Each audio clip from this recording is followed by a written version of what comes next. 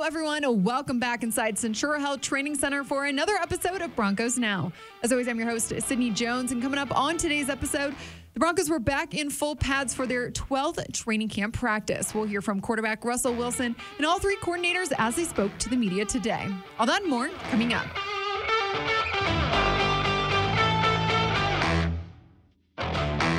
Broncos are more than halfway done with this year's training camp as today marked their 12th open practice. And quarterback Russell Wilson talked about how he really liked the work the team put in today, specifically during their 2-minute situations. Coach Payton does a great job of putting us in situations that we're gonna have to win, and be in these close games. And obviously, last year we felt like we weren't able to capitalize on some of those, and this is a great opportunity to really establish, how we're going to go about it, our thought process. I thought obviously Jerry making an amazing play, a couple practices ago in the 2-minute drill to go win the game, deep down the field, and then obviously Cortland Sutton making a great play. But it all starts with the offensive line. All the things that they're able to do and protect for us and give us time and make those plays and make those throws. And I thought Mims did a great job. He did a great job, on the scramble play and made a big time play today. So I'm really excited about the guys that we have and what we're capable of. They're really understanding. The coaches are doing a great job of teaching them. So we're all understanding what Coach Payton wants and how we want to go about it as players and our thought process. At the end of the day, you got to have the right mentality when it's 2 minutes and let's say 1:30 on the clock and one timeout, and you got to go 75 yards. It's your mentality, how you go about it, and looking forward to those opportunities and obstacles. Today we heard from offensive coordinator Joe Lombardi for the first time since the start of training camp, and he talked about the improvements he's seen from this offense over the past few practices. We started going to some, more game-like situations, running the substitutions off the sideline, radioing the calls. And so, just picking up that tempo and just operating like they know the offense a little better. So, the guys are working hard. They felt a little tired today, but, just the mental aspect and just operating a little quicker. And as this offense continues to learn and master Sean Payton's system, quarterback Russell Wilson detailed the biggest challenge that's come with learning this offense. I wouldn't necessarily call it a challenge, but I think the biggest opportunity that we have is that we have a coach and Coach Payton that's been one of the best offensive play callers of all time. But also, too, we have a lot of great coaches on the staff. Coach Lombardi, Coach Johnny Moe, Coach Webb, who's a guy who's played in the league. We got a lot of knowledge around us, throughout the whole team. Coach Streif, who's played in the game at the highest level. So there's a lot of knowledge around us. And I think that if we're all able to glean from that knowledge and learn as much as we possibly can, and then at the same time take our abilities and put it out in the field and just have a great, tremendous trust into all the things that we're learning, I think it's a great opportunity for who we are and where we can go. And the key is obviously all of us staying, super healthy and playing, being ready to rock every week. And but I feel like we're doing a great job, and there's a lot more to go. Plus, Coach Lombardi talked about Russell Wilson's progress since the start of training camp. Good. I haven't been around people that work any harder than him. And he loves football. He's always positive every day. And, he's fun to be around. And, for August 8th, I think he's in a really good spot. And looking at this defense, defensive coordinator Vance Joseph talked today about empowering his players and wanting them to take ownership of his scheme. Absolutely. You want the players to have ownership, especially now in this, what we're doing right now. Guys who were here last year, they did some good stuff on tape, so I don't want to dismiss that. So pressures they like, Josie likes this one pressure that we put in yesterday, so the guys have ideas of what's been good for them in the past. Let's put it in. I'm willing to learn and listen to the veteran players who are, who work at it, and have really good ideas. So absolutely, it's been a back and forth with those veteran players here. He specifically talked about this team's pass rushers and described them as one of the best units he's ever had. I tell you what, man, it's the best room I've had from 1 to 6 in a very long time. So having a bunch of rushers with different traits has been fun to watch, and having a plan, for each guy to get enough reps to be effective during the game is going to be important for me. But having Randy and Frank and Coop and Benito, and when Barron comes back, that's a really good room.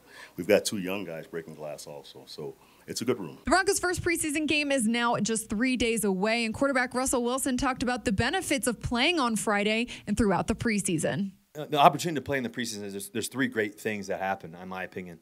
number one, I think as a player, just stepping in between the white lines. Every time you step in between the white lines, it's a gift. You know, that's how I look at it. It's a gift to be able to play the game that we all love, that God has granted us the ability to play.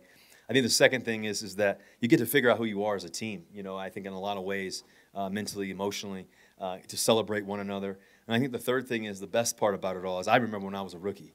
And I remember my first preseason game. I got to play Tennessee Titans. The second one was against Denver Broncos, ironically. And just those moments are things that you'll forever remember. And you want to, you know, for as a veteran, God, this is going to be my 12th year.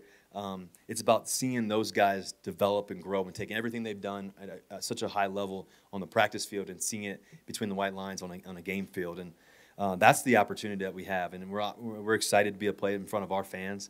You know, in Arizona, our fans obviously travel amazing here in Denver. So we're excited about that. And so just to be able to, you know, lace up the cleats again is a gift. Now joining me here inside the Broncos podcast studio is Broncos lead writer Eric Dalala. Eric, it was the 12th day of training camp practice. The team was back in full pads today and, you know, had a good day of work. Specifically, the offense had a really productive 2-minute drill in the practice today. Yeah, so the first two times we saw the offense run the 2-minute drill, the first rendition, if you will, did not go so well. Yeah. But then each time they kind of bounced back in that second opportunity. Well, in this one, Sydney, it went really well the first time, and it was perhaps the most difficult of the 2-minute drills that they've completed so far. Less than 2 minutes to go, about 75 yards left down the field. Offense avoided negative plays. Kind of one of the key plays was on 3rd and 8. Russell Wilson's rolled out to his right, kind of a scramble drill type scenario. Found Marvin Mims Jr. down the sideline for 37 yards. It was a big play, definitely the best play we've seen by Marvin Mims in his camp, which was hindered a little bit at the beginning by that hamstring injury. Right. But really encouraging to see him make that play and then manage the clock well. A couple of plays later, Russell Wilson finds Courtland Sutton for an impressive touchdown catch in traffic in the end zone. That's what you want to see from this offense, right? I mean, we've heard Sean Payton talk a lot about 2-minute drill, red zone. Those are the things that are going to determine whether you win or lose games, whether you end up in the playoffs. Yeah. Broncos had their times last year where they were successful, but not enough, not consistently enough. Man, if they play offense the way they did in that 2-minute drill to end practice, and really how they played for a lot of the day in terms of red zone work, Russell Wilson finding guys. Right. I mean, it was one of the better offensive days. And now we've seen 3 or 4 days. We mentioned it, I think yesterday. Said we've seen 3 or 4 days in a row here where Russell Wilson has looked much better. They're making progress, and we told people not to panic, and it seems like they're finding their stride a little bit. Yeah, now that we're more than halfway through training camp, it seems like this offense is really starting to click and be on the same page. Yeah, no doubt. And it was going to take some time. They're learning a new offense. Doesn't mean it's going to be perfect on Friday against Arizona. It doesn't mean it's going to be perfect week 1, but I do think you're seeing good signs. You're still seeing that playmaking ability from Russell Wilson. You know, you think back a couple of days ago when he had that deep touchdown pass to Jerry Jeudy. Right. So certainly has made his share of plays. You know, they're going against a good defense. And, you know, truth be told, this was with backup tackles today because Mike McGlinchey left practice early. And then Garrett Bowles kind of on another one of those, maybe a rest day or a regen day. So he wasn't in there either. And so for them to hold up and have that play down the field without Bowles or McGlinchey was impressive. But definitely, yeah, the offense is it's making good strides. Yeah, looking at the offensive line specifically, Eric, as you mentioned it, I know Russell Wilson talked to the media today. We heard from him earlier in the show, but he really talked a lot about the offensive line and how it really starts with them, and they're the reason that this offense is being able to click and move down the field. And he went one by one and talked about every single one of them and just the work that they've put in this camp. Yeah, it's a good group. Certainly inside, you like kind of how big and powerful those guys are. Right. Tall tackles with good ability. You know, we've heard Mike McGlinchey and Garrett Bowles talk about their belief that they can be one of the top tackle duos in the NFL. Right. Then we heard offensive coordinator Joe Lombardi talk about the depth behind them. A couple of good guys, and a Cam Fleming, an Isaiah Prince, and then you talk about the third string guys, and he said those are as good of kind of third string tackles as I've had in the league. So it speaks to the depth. We'll get to see some of those guys on display as the preseason unfolds and as it begins Friday. But you're right, Sid, that was the emphasis, right, when the offseason began. Of it's true. Let's make this offensive line better. It's going to pay dividends both in the passing game and the run game. Right. we're seeing that a little bit here. And you're working against guys in Randy Gregory, Frank Clark, Zach Allen. These guys aren't slouches, and they've had some wins of their own. But, I think overall the offensive line looks like it's in a much better place. For sure. Well, on the other side of the ball, Eric, you just mentioned Frank Clark and Randy Gregory. I know Vance Joseph spoke earlier in the show talking about the pass rushers and called them one of the best units he's ever really worked with. And obviously Frank Clark and Randy Gregory, they're pretty dominant. But if you look at the guys, behind them, Nick Bonito and Jonathan Cooper, they've had a really good camp as well, too. Yeah, and we know Jonathan Cooper is a physical guy, good run game player. Nick Bonito has that quickness, that bend. Maybe he's more of an option on third down. Maybe you bring him in. You've got Frank Clark and Randy Gregory. I mean, there's this balance here, right, of how do we give these guys enough snaps and Clark and Gregory to let them build some momentum, to find their rhythm, to find a groove, while also getting some of these other guys on the field and using that wave of pass rushers. Some coaches, like when Vic Fangio was here, Sydney, he talked about, hey, I want Von Miller to play 90% of the snaps. Right. And other coaches have a differing view where, hey, let's have waves of guys. Maybe everybody plays fewer snaps, but you're fresh when you're out there. Right. We'll have to see kind of how this unfolds. And I don't know that we'll for sure get an answer during the preseason because it's kind of a different type of deal. For sure. But certainly, early weeks of the season, how are they using Randy Gregory? How are they using Frank Clark? When does Nick Bonito, Jonathan Cooper come in? At what point does Baron Browning come back and provide kind of that extra boost? So certainly have the talent there. Now it's up to Vance Joseph and this defensive staff to figure out how do we best use them. Yeah. We did hear Vance Joseph say today that he's going to be calling plays from the sideline this year, so we'll see that on Friday. Yeah, absolutely. I mean, it's kind of a personal preference. He jokes he couldn't see from the coach's box. Which, I don't blame him. They're far up there. It's high up there. Yeah. I do think you hear defensive coordinators talk about the emotional connection on the sideline and the ability to talk to players and hear what they're seeing and talk firsthand. It tends to be a benefit. It goes kind of both directions in terms of what guys do, but we've seen certainly guys have success being down on the field. So it was interesting to hear him say what he was going to do. I don't know that it has a huge impact one way or another. But it'll be a return trip to Arizona for Vance. But like Zach Allen said, it's a business trip. It's about work and getting better.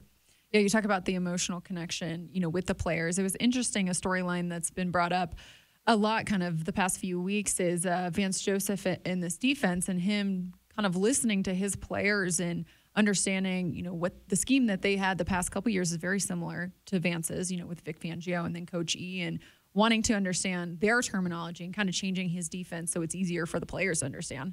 Yeah, and that it shows a real unselfishness as a coach, I 100%. Think, because it'd be easy to come in and say, hey, this is my defense. This is what we call things. Learn it. And I think if he had said that, you can't fault him for doing that. That's his right as a defensive coordinator. But to his credit, he came in and said, okay, these are basically the same defense or they're very similar. Right. If, and there's turnover every year, but if there's 30 or 40 guys that know this terminology, why would I make all of them relearn it when I can just tweak some things? Right. And Zach Allen talked about that the same way. He said, hey, I'm willing to be the one guy to relearn things as opposed to all of these guys needing to do it. And so you take that unselfishness from Vance Joseph, which I'm sure players appreciate. That's why they like playing for him. Yeah. And then you go to, hey, Justin Simmons hasn't been out there playing the last few days, but he's been out there with VJ and talking about, hey, well, we call this, and you might call it this, and they've worked together to find kind of a common ground and get on the same page. And that's good coaching. I mean, that's what a coach should do. And I think it's a small but important example from Vance Joseph. Definitely. And he said he had fun learning all the new terminology this summer. One last thing, Eric, we also heard from Ben Kotwika today, and he talked a lot about Riley Dixon. And I know head coach Sean Payton mentioned him yesterday. Not only is he a consistent punter, but apparently he has a good arm and played quarterback in high school. Yeah, good.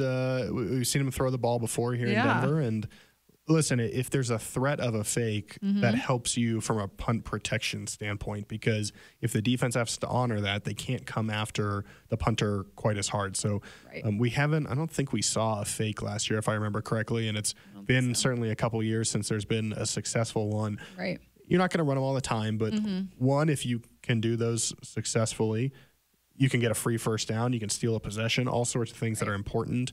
But then second, even if you just do it once or twice a year, the defense has to be aware of that. Maybe it makes them hesitate for 1 second. Maybe they can't quite get to that punt, and it gives you a chance to safely get that punt away. So, Ben Kotwica talked about Riley Dixon's arm and how he's had a good success rate while they've worked on these fake punts. And certainly you don't have to throw the ball, right, to run a fake punt. There's lots of options. But, hey, I'm all for it. Me too. I'll be interested to see – do they run one in the preseason to kind of let teams know that they're not afraid to do it? Do they not want to? There's a balance here, right? You want to show teams that you can do it, but you don't want to show the particular scheme because you might need that good one for later in the year. So I'll be interested to see if they do anything during the preseason or if they wait till the regular season at some point to test that out. Yeah, that'll be fun to see, Eric. And on Wednesday, the team has their last open practice this week before they head down to Arizona for that first preseason game. So should be fun. Yeah, I'm excited for it. Yeah, me too. Appreciate you coming on, Eric. You got it, Sydney. Well, that'll do it for tonight's episode of Broncos Now, Broncos Country. Thanks so much for tuning in. We'll meet you right back here on the Broncos Podcast Network in YouTube tomorrow as the team has another open practice. I'll see you all then.